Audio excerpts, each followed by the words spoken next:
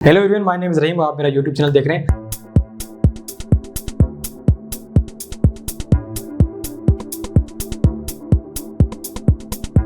मुल्क भर में आम इंतखाबात का इनेकाद हो चुका है और बेशतर नशिस्तों के नताइज भी जो है वो सामने आ चुके हैं। ताहम अभी तक ये वाज़ेह नहीं हो रहा कि मुल्क का अगला वज़ीर आज़म कौन बनेगा।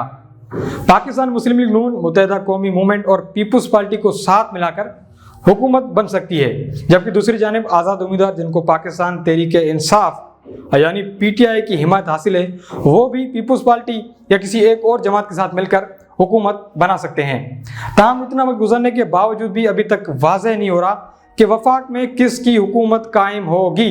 कौमी असम्बली की इस वक्त 70 नशिस्तें ऐसी हैं कि जिनका अभी फैसला होना बाकी है। इसमें 60 नशिस्तें ख़वातीन की है, जबकि 10 नशिस्तें अक़लियतों की हैं। पाकिस्तान तहरीक इंसाफ पीटीआई के आज़ाद उम्मीदवार अगर किसी एक पार्लियामेंट्री जमात में शमूलियत इख्तियार करते हैं तो वो मखसूस नशिस्तें भी जो उनमें से कुछ नशिस्तें हासिल करने में कामयाब हो जाएंगे, जिसके बाद सूरत हाल मज़ीद वाज़ेह हो जाएगी कि अगर ये आज़ाद उम्मीदवार किसी सियासी जमात में शामिल नहीं होते तो मुस्लिम लीग नून को सबसे ज़्यादा मखसूस नशिस्तें मिलेंगी, जिसके बाद पीपुल्स पार्टी और फिर MQM JUI जो है उनको भी मखसूस नशिस्तें दी जाएंगी। पाकिस्तान मुस्लिम लीग नून के कायद मियां नवाज शरीफ ने इलेक्शन के नताइज के बाद ऐलान किया था कि दीगर जमातों के साथ मिलकर हुकूमत बनाएंगे और पंजाब में भी उनकी ही हुकूमत होगी। दूसरी जानिब PTI chairman barrister Gauhar Khan ने भी प्रेस कॉन्फ्रेंस करते हुए कहा कि आज़ाद उम्मीदवारों के तादाद के अलावा दीगर उम्मीदवारों की भी हिमायत हासिल है, इसलिए हम वफाक और पंजाब दोनों में हुकूमत बनाएंगे। वफाक में हुकूमत बनाने के लिए किसी भी वज़ीर आज़म को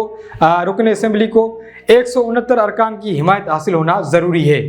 पाकिस्तान तहरीक इंसाफ पीटीआई के सेक्रेटरी इत्तलात रऊफ़ हसन का कहना है कि हमारे पास ख़वातीन और अक़लियतों की मखसूस नशिस्तें हासिल करने के लिए मुख्तलिफ ऑप्शन मौजूद हैं, लेकिन फ़िलहाल कोई फैसला नहीं किया गया है। सीनियर तजज़ियाकार मुजीबुर रहमान शामी ने कहा है कि आम इंतखाबात के नताइज में कौमी असम्बली में किसी भी जमात को फैसला कुन अक्सरियत हासिल नहीं हो सकी।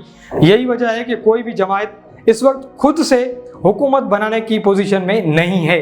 इनका कहना था कि इस वक्त पाकिस्तान तहरीक इंसाफ के हिमायती याफ्ता आज़ाद उम्मीदवार अक्सरियत रखते हैं, लेकिन उनको जमात का दर्जा नहीं दिया गया, जबकि तकनीकी तौर पर मुस्लिम लीग नून इस वक्त कौमी असम्बली की सबसे बड़ी जमात है, जिसके बाद पीपुल्स पार्टी का दूसरा नंबर है।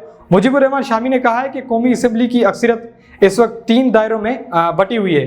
मुस्लिम लीग नून को हुकूमत बनने के लिए पीपुल्स पार्टी के अलावा MQM की भी हिमायत दरकार होगी, जबकि दूसरी जानिब पाकिस्तान पीपुल्स पार्टी पाकिस्तान तहरीक इंसाफ की हिमायत याफ्ता आज़ाद उम्मीदवारों के साथ इत्तेहाद करके भी वफाक में हुकूमत बना सकती है। पीपुल्स पार्टी के कायदीन और शहबाज शरीफ की मुलाकात में से ये वाज़ेह नहीं हो सका कि वफाक में आखिर हुकूमत कौन बनाएगा। सीनियर तजज़ियाकार सुहेल वड़ाज का कहना है कि इस वक्त ऐसा लग रहा है कि जैसे नून लीग, पीपुल्स पार्टी और मुत्तहिदा कौमी मूवमेंट के इत्तेहाद से ही आइंदा हुकूमत का क़याम होगा। इन तीनों जमातों में एक चीज़ मुश्तरक है कि उन्होंने पाकिस्तान तहरीक इंसाफ के मुखालिफ इलेक्शन लड़ाए। उनका कहना था कि माजी में भी ये जमातें हुकूमत में साथ रह चुकी हैं, तो इनका हुकूमत एक मरतबा फिर भी बन जाएगी। इसमें एक मुश्किल है कि पीपुल्स पार्टी और नून लीग का मंशूर एक दूसरे से थोड़ा मुख्तलिफ है।